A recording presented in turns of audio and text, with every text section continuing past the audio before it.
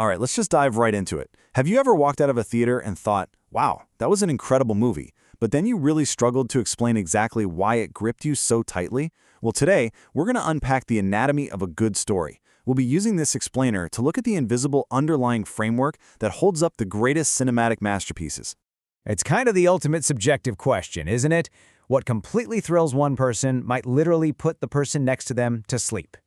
But we're going to ground this whole question in objective analysis by looking at the core elements that apply to almost any film narrative.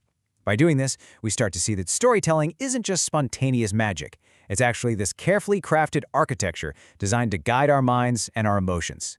So, if we treat a film like a constructed building, here is our 5-part blueprint. First, the unified plot. Second, 3 kinds of truth. Third, keeping the audience hooked. Fourth, simple yet complex. And fifth, the power of restraint. Part 1. The unified plot, the foundation of story. Let's start right at the foundation. A unified plot basically focuses on a single thread of continuous action where one event leads to another naturally and logically.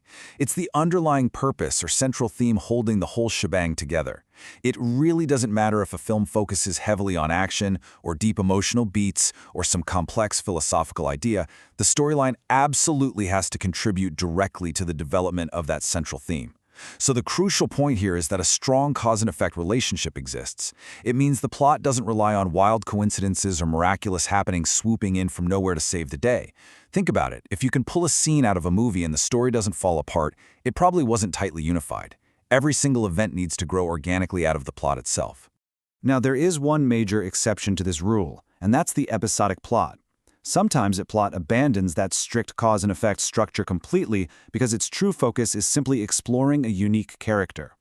In these hyper-specific, character-driven films, the events might not have a direct causal relationship to one another at all. Instead, the unity comes from how each isolated event deepens our understanding of the person on screen. It's definitely a different kind of glue, but it still holds the story's structure together. Moving on to part 2, 3 kinds of truth, building credibility. Look, to get fully involved in a story, we have to actually believe it could be true. If we don't buy into the reality the filmmaker's selling us, we check out, and that emotional connection is instantly severed. Our explainer breaks this credibility down into a perfect triad of truths: externally observable truths, internal truths of human nature, and an artistic semblance of truth. Let's break these down to see exactly how they trick our brains into believing the fiction. The most obvious one is externally observable truths. This is simply the way things really are. Observable truths mirror life's actualities and, its flaws. Married couples don't always live happily ever after, and sometimes really bad things happen to good people. We believe the story because it reflects our own lived experiences of the real world, even if it's unpleasant or tragic.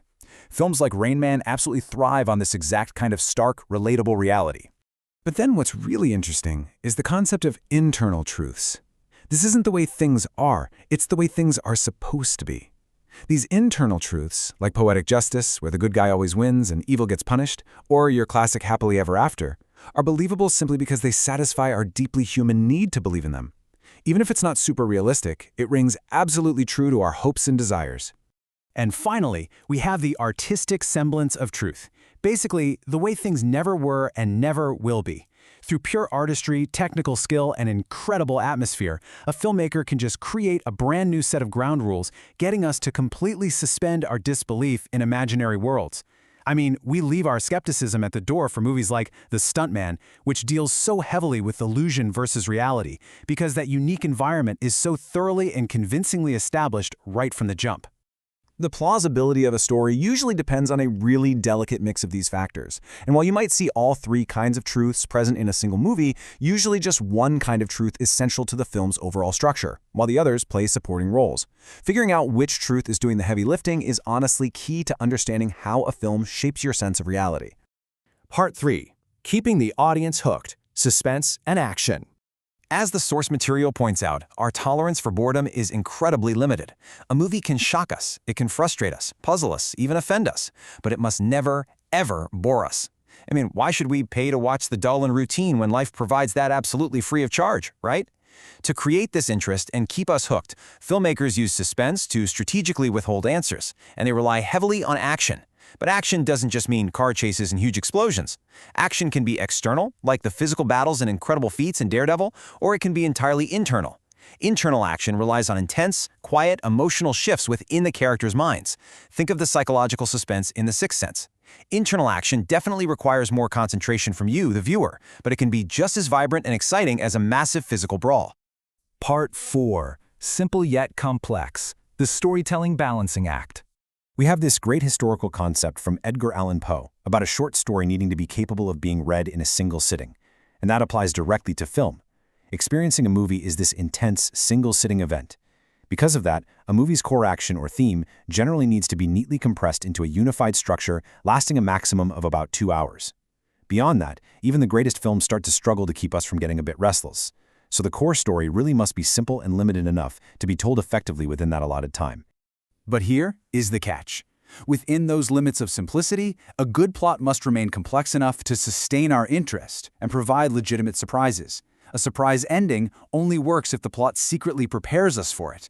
The absolute crucial takeaway is that the viewer must never feel cheated, fooled, or hoodwinked by an ending that just comes out of nowhere. The seeds for the conclusion have to be planted throughout that simple structure, just waiting for the complex payoff.